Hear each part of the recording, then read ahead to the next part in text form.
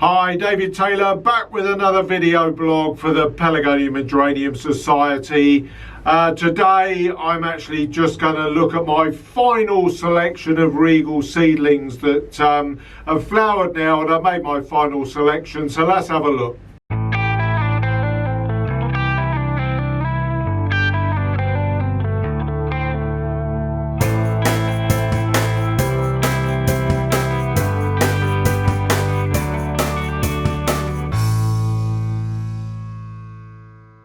Okay, so it's interesting that the selection really has been relatively straightforward. We've got some quite interesting ones. I particularly like this one.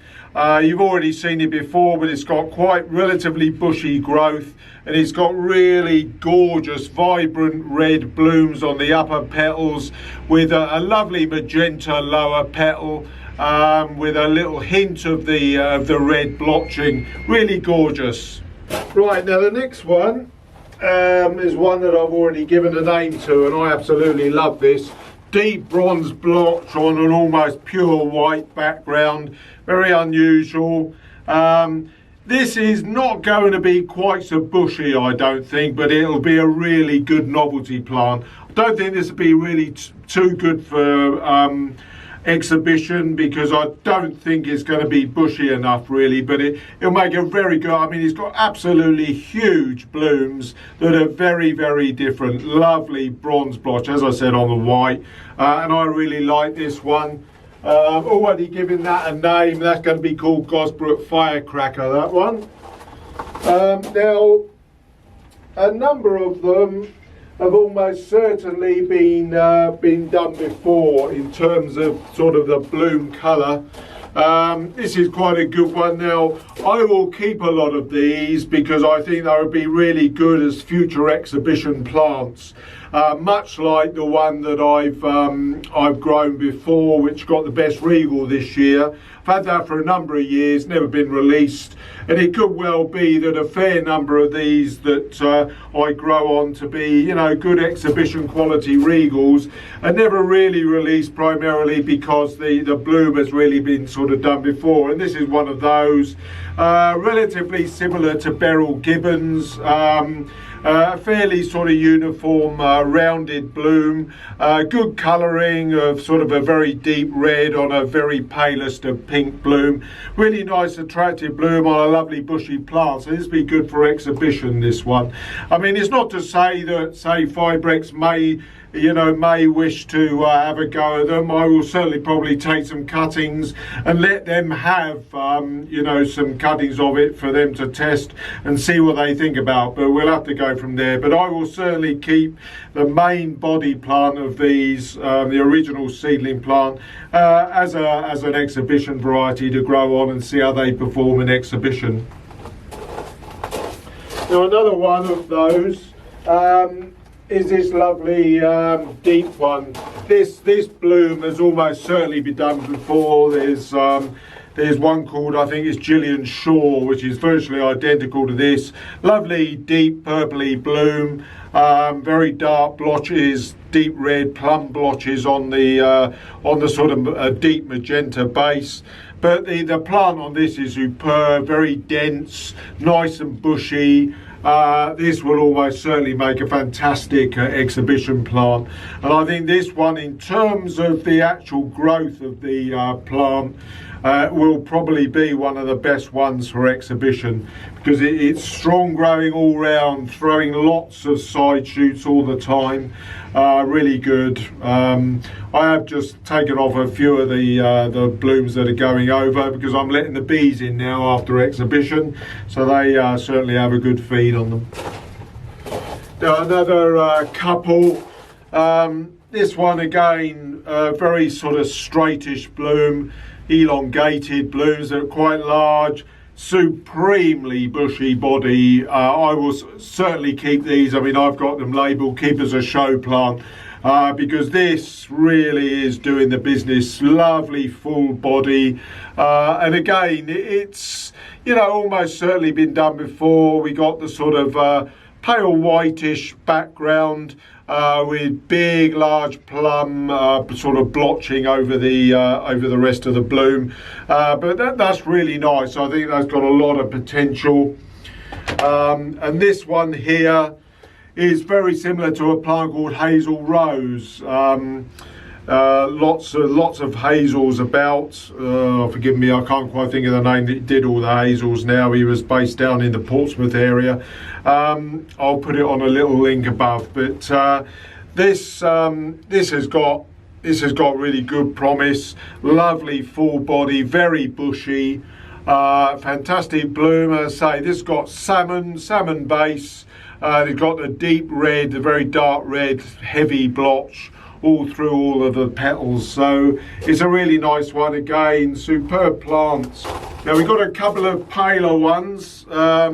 This one's almost pure white, just got a hint of a sort of a pale pink fading to magenta blotch on the petals. Again, it's lovely and tight and packed, good growth, really good structure to it. And another one here with a slightly bigger blotch. This has got smaller rounded blooms. It's not dissimilar in many ways to Zophia Pope, but it's got a clearer white. Zophia Pope just starts to fade to purple, starts to fade to just a hint of pink on the white, but this is a pure white, but again has almost certainly been done before. It's a plant. There's some of these Angel Regal crosses, the Oriental Regals, and I think there's one that's almost identical to this. But again, the really good bushy growth will mean that it will almost certainly grow into a really good show plant. So I've got a couple of those. Now, interesting thing is, all of these plants, I think that's the most of them now. I've shown you that one. Got a couple more. This is another one that's got the sort of the bronzy sort of type colour that's very similar, just different shade, but it's good, so bushy. I mean, I can make a really good, I'm hopeful that'll make a really good show plant. This is very similar to the one we just saw, actually. It's got a slightly bigger bloom head, so the colouring, the deep red is filling more of the bloom. So this has got a lot of promise again, but it is similar to that other one, but this got a larger bloom. And again, it's really sort of relatively tight and bushy. So it makes a fantastic plant, certainly for exhibition. And I think that's a lot of them. I've got one there, another one there that's not in bloom. It's a whiter one. And here is, I might as well show you now, here is the mother of them all. This is Ritchie, and this is what they all came from. Even that lovely purple that we just saw, this is the plant that they all came from. It's Ritchie, and this has basically got a pure white base with a sort of a deep magenta blotch. And it's amazing how it can produce so many different types of bloom with a bit of cross-pollination with other plants such as my Elsie Taylor. You can clearly see there's a couple there, Elsie Taylor cross. And other introductions there that have been crossed with, including my Magnum crosses. I used a seedling with a lot of the crosses as well. That's probably influenced the purple one actually. But we got the tight compact growth of Ritchie, which is what I wanted to get on that purple one we saw earlier. But it's amazing how Ritchie can produce seed that produces such a vast difference of plants. So it just shows how the genes can spread across a history of all of those being used, both in the seedling parent, which is this one, and the ones that I've used to cross it with it. It's just, they've all got history in their crossing to produce what they were, and obviously that history gets pushed back and forward in the production of the seed that's come from this. So it's incredible, really. Okay, so there's a final look there of about 10 plants that I've retained. I brought through about 26 from the winter. One or two I've used outside in the garden there. But I think I've got a really good cross-sectional batch of the 26. Some just didn't produce any blooms, so they were absolutely useless. You do sometimes get that with the odd Regal. I've had it in the past where a seedling just literally won't flower, or it's really struggled to flower. So it's basically a dud plant. You just had to chuck it. One or two others that have had very weak growth. The little sort of, remember I had one that I wasn't sure whether it may have been crossed with a scented type. That produced a very small bloom, and it was struggling to get anything. I had very pale leaf as well. It wasn't a good strong grower, so that had to go. So by the time we've whittled them down, I've got about 10 that I'm very happy with to take forward, maybe either to produce cuttings from for Fibrex, for instance, to have a look at in the future, or for me to use as plants for exhibition. So I'll be able to show you those as they develop over the coming season. So that's it from me today. I hope you've enjoyed this little look at these plants, and I'll see you again soon.